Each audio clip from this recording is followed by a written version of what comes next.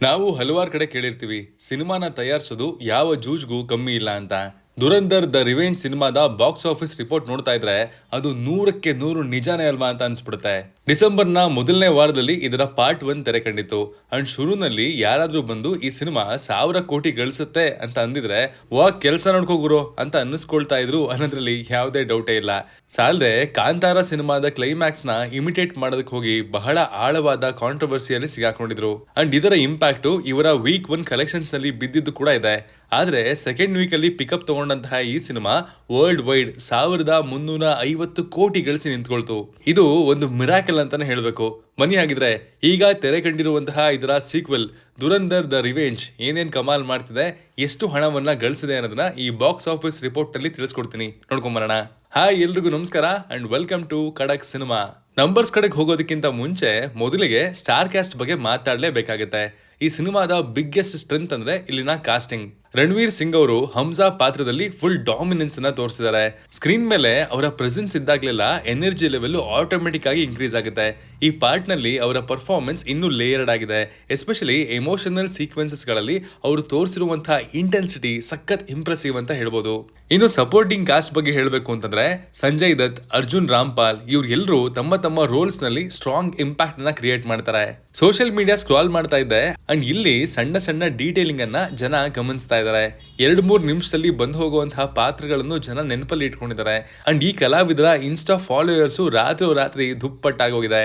ಇನ್ನು ನಂಬರ್ಸ್ ಕಡೆಗೆ ಬರೋದಾದ್ರೆ ದುರಂಧರ್ 2 ಓಪನಿಂಗ್ ಡೇ ನಲ್ಲಿ ಮ್ಯಾಸಿವ್ ರೆಸ್ಪಾನ್ಸ್ ಅನ್ನ ಪಡ್ಕೊಂಡಿದೆ. ರಿಲೀಸ್ ನ ಹಿಂದಿನ ದಿನ ಹಲವು ಕಡೆ ಇದರ ಪೇಡ್ ಪ್ರೀಮಿಯರ್ಸ್ ನ ಇಡಿಸಲಾಗಿತ್ತು. ಅಂಡ್ ಬರೀ ಆ ಪೇಡ್ ಪ್ರೀಮಿಯರ್ಸ್ ನಲ್ಲೇ ಸಿನಿಮಾ 43 ಕೋಟಿಯನ್ನ ಗಳಿಸಿ ಎಲ್ಲರನ್ನ ಅಚ್ಚರಿಪಡಿಸ್ತು. ಇದಕ್ಕೂ ಮುಂಚೆ ಈ ರೆಕಾರ್ಡು ದೆ ಕಾಲ್ ಹಿಮ್ ಓಜಿ ಸಿನಿಮಾ ಬಳಿ ಇತ್ತು. ಅಂಡ್ ಈ ಸಿನಿಮಾ ಹತ್ತತ್ರ 26 ಕೋಟಿ ಗಳಿಸಿತ್ತು. ಅಂಡ್ ದುರಂಧರ್ ಒಳ್ಳೆ ಮಾರ್ಜಿನ್ ಇಂದಲೇ ಈ ಓಜಿನ ಹಿಂದಕ್ಕೆ ಹಾಕಿದೆ.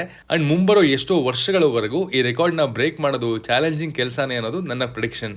ಇನ್ನು ರಿಲೀಸ್ ಡೇ 19th ಮಾರ್ಚ್ ರಂದು ಸಿನಿಮಾ ಇನ್ನೊಂದು ರೆಕಾರ್ಡ್ ಅನ್ನ ಕ್ರಿಯೇಟ್ ಮಾಡಿದೆ.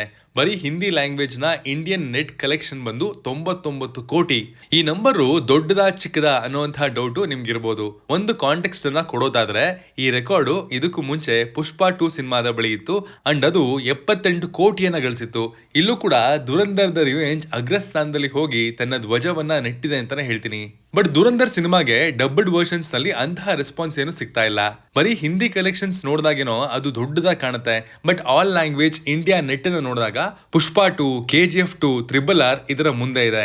ಇನ್ನು ಡೇ 1 ವರ್ಲ್ಡ್ ವೈಡ್ ಕಲೆಕ್ಷನ್ಸ್ ನ ಸೇರಿಸಿದ್ರೆ ಇದು ಬರೋಬರಿ 241 ಕೋಟಿಯ ಆಸುಪಾಸ್ ಗಳಿಸಿದೆ. And second highest opening day of all times ಅನ್ನುವಂತಹ ಮೈಲಿಗನ್ನ ತನ್ನ ಪಾಲಾಗಿಸ್ಕೊಂಡಿದೆ. ಇದರ ಮುಂದೆ ಇರೋದು ಪುಷ್ಪಾ 2 ಮಾತ್ರ ವಿತ್ 270 crores. ನೋಡಿದ್ರ ಗುರುವೆ, ತಮ್ಮ ಕ್ರಾಫ್ಟ್ ನ ನಂಬಿ ಹಾನೆಸ್ಟ್ ಆಗಿ ಫಿಲಮ್ ಅನ್ನ ತಯಾರಿಸಿದ್ರೆ ಜನ ಅದನ್ನ ಹೇಗೆ ಹೊತ್ಕೊಂಡು ಮೆರೆಸ್ತಾರೆ ಅಂತ. ಆದಿತ್ಯ ದಾರ್ ಆಗ್ಲಿ, ರಣವೀರ್ ಸಿಂಗ್ ಆಗ್ಲಿ ಈ ಒಂದು ಅಚೀವ್ಮೆಂಟ್ ಸಾಕಷ್ಟು ಸ್ಯಾಟಿಸ್ಫ್ಯಾಕ್ಷನ್ ನ ಕೊಟ್ಟೇ ಇರುತ್ತೆ ಅಂತ ಹೇಳ್ಬೋದು. ಹಾಗೆ ನೋಡ್ತಾ ಹೋದ್ರೆ ಡೇ 2 140 ಕೋಟಿ, ಡೇ 3 200 ಕೋಟಿ, ಡೇ 4 200 ಕೋಟಿ, ಹೀಗೆ ದೊಡ್ಡ ದೊಡ್ಡ ಫಿಗರ್ಸ್ ನ ಡೈಲಿ ಟಚ್ ಮಾಡ್ತಾನೆ ಇದೆ. ಅಂಡ್ ನಮ್ಮ ಇಂಡಿಯನ್ ಮಾರ್ಕೆಟ್ ಎಷ್ಟು ವಿಶಾಲವಾದದ್ದು, ಜನರನ್ನ ರೀಚ್ ಆಗೋದಕ್ಕೆ ಎಷ್ಟೆಲ್ಲ ಕಷ್ಟ ಪಡಬೇಕಾಗುತ್ತೆ. ಅಂಡ್ ಮೋಸ್ಟ್ ಇಂಪಾರ್ಟೆಂಟ್ಲಿ 150ರಿಂದ 200 ಕೋಟಿ ಲೈಫ್ ಟೈಮ್ ಕಲೆಕ್ಷನ್ ಮಾಡುವಂತಹ ಸಿನಿಮಾಗಳು ನಿಜವಾಗ್ಲೂ ಹಿಟ್ಟಾ ಅಥವಾ ಆವರೇಜಾ ಅನ್ನುವಂತಹ ಸೀರಿಯಸ್ ಪ್ರಶ್ನೆಗಳನ್ನ ಈ ನಂಬರ್ಸ್ ಹುಟ್ಟಾಕ್ತವೆ. ಇನ್ನು ಕನ್ನಡದ ರಿಲೀಸ್ ಬಗ್ಗೆ ಮಾತಾಡಲೇಬೇಕು. ಆಕ್ಚುಯಲ್ ಕನ್ನಡ ವರ್ಷನ್ ತೆರೆ ಕಂಡದ್ದು ಸಂಡೆಯಿಂದ, ಅಂದ್ರೆ ರಿಲೀಸ್ ಆಗಿ 2-3 ದಿನ ಆದ್ಮೇಲೆ. ಎಷ್ಟೋ ಕಡೆ ಬುಕ್ ಮೈ ಶೋ ನಲ್ಲಿ ಜನ ಕನ್ನಡ ವರ್ಷನ್ ಬುಕ್ ಮಾಡಿದ್ದಾರೆ. ಬಟ್ ಅಲ್ಲಿ ಪ್ರಸಾರವಾಗಿದ್ದು ಮಾತ್ರ ಹಿಂದಿಯ ವರ್ಷನ್. ಬರೀ ಕನ್ನಡ ವರ್ಷನ್ ಮಾತ್ರವಲ್ಲದೆ ಎಲ್ಲಾ ಡಬ್ಬಡ್ ವರ್ಷನ್ಸ್ ಕೂಡ ಇದೇ ರೀತಿ ಮಾಡಲಾಗಿತ್ತು.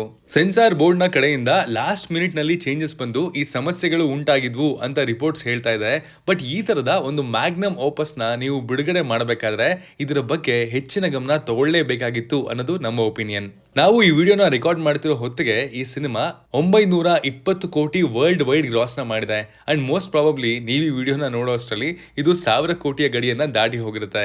ಇದರ ಮೂಲಕ ರಣವೀರ್ ಸಿಂಗ್ ಅವರು ಬ್ಯಾಕ್ ಟು ಬ್ಯಾಕ್ 1000 ಕೋಟಿ ಸಿನಿಮಾ ಕೊಟ್ಟಂತಹ 2ನೇ ಹಿಂದಿಯ ನಟ ಆಗ್ತಾರೆ.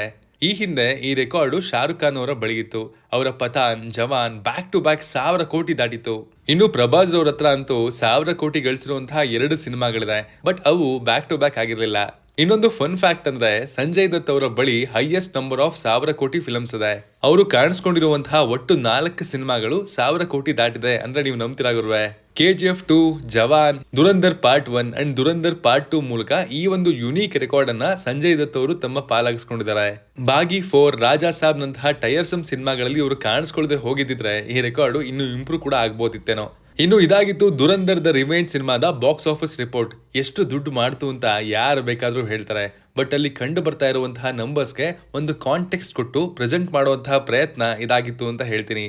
ನಿಮ್ ಪ್ರಕಾರ ಈ ಸಿನಿಮಾದ ಲೈಫ್ ಟೈಮ್ ಕಲೆಕ್ಷನ್ ಎಷ್ಟಾಗ್ಬೋದು ಅಂಡ್ 2,000 ಕೋಟಿ ಮಾಡುತ್ತೆ ಅಂತ ನಿಮ್ಗೆ ಅನ್ಸುತ್ತಾ ಇಲ್ವಾ ಅನ್ನೋದನ್ನ ಕಮೆಂಟ್ ಮಾಡಿ ತಿಳಿಸಿ. ಅಫ್ಕೋರ್ಸ್ ಅದು 2,000 ಕೋಟಿ ದಾಟ್ಬಿಟ್ರೆ ದಂಗಲ್ ರೆಕಾರ್ಡ್ ಅನ್ನ ಬ್ರೇಕ್ ಮಾಡಿ ಇಂಡಿಯಾದ ನಂಬರ್ 1 ಹೈಯೆಸ್ಟ್ ಕಲೆಕ್ಟೆಡ್ ಫಿಲಮ್ ಆಗ್ಬಿಡುತ್ತೆ. ನಿಮ್ಗೇನ್ ಅನ್ಸುತ್ತೆ ಕಮೆಂಟ್ ಮಾಡಿ ತಿಳಿಸಿ. Signing off, Manu.